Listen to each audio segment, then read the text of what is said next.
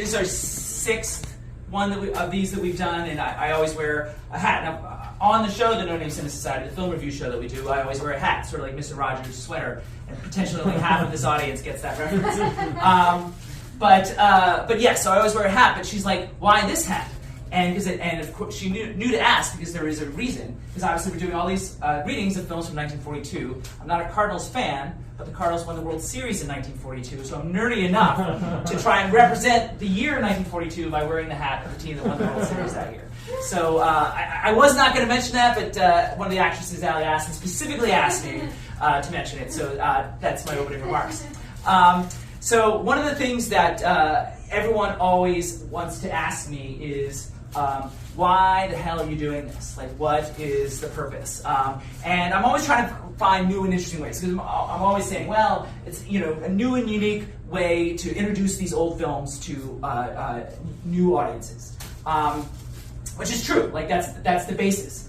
But there's also a selfish reason.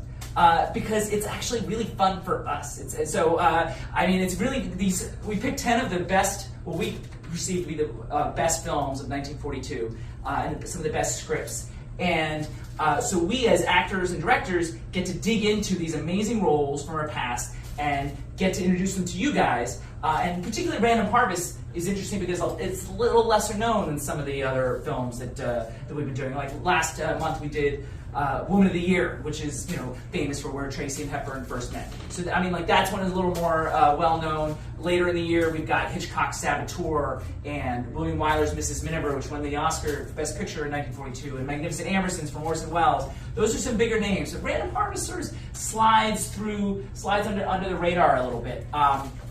So I'm excited to bring it to you guys. Out of curiosity, has anybody seen Random Harvest, the actual film, before? Oh, all right. So you know. So you already know you're going to need these. I'm just going to hand these to you now.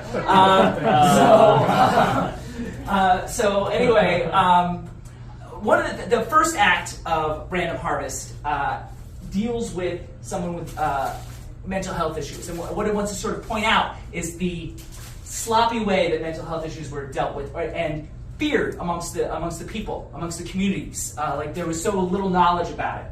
And this is a segue because you guys got your programs, which is all well and good, and I forgot my prop. But also with your programs came a card for an upcoming production, not related to us, but a lot of us have been involved with it before. It's called A Light in Dark Places. And what that is they're a foundation that does a play festival every year, one in Los Angeles and one in Dallas. And it's to destigmatize discussions around mental health. All the plays are related to mental health and issues related to suicide and suicide prevention and suicide awareness.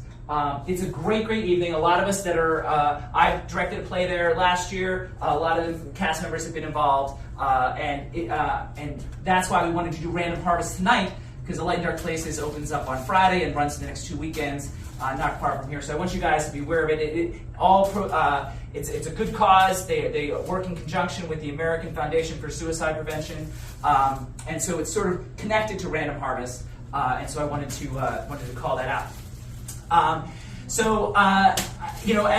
you can see, I brought other props with me. I'm excited for you. So if you guys need these over the course of the evening, I'm going to leave them downstage here. I'll spread them out, and that way you guys can have, if you need. Connor, I'll just leave them by you. You can be the person in charge. Anybody want them now? No? All right. This is. There's a famous quote from a screenwriter. He said, about a movie that he wrote, he said, there's nothing, it's cornier than Iowa and Nebraska put together, but when corn works, there's nothing like it. And that's Julius Epstein about Casablanca. And there's sort of, this movie is before Casablanca, just a little bit before, but there's some similar elements, and I hope we do it justice for you guys. Another disclaimer that I always do, guys, is it might not surprise you guys to learn, but I'm a teacher now, so I always have to be careful with these trigger warnings. 1942 is not the most woke period in our history, so I just be aware. Now, this particular piece is not as offensive as some of the other ones that we've done. Not that any of them are intentionally offensive, but I just letting you know that we have decided as a group to not change things or hide. Like, these are great films, and we want to present them as they were meant to be presented. So instead of sweeping some of those things under the carpet, we choose to acknowledge them. And so we understand our history, and we can continue to evolve and do better. So everybody's aware, nobody's like, freaking out when, something comes up that maybe not, wouldn't be cool today.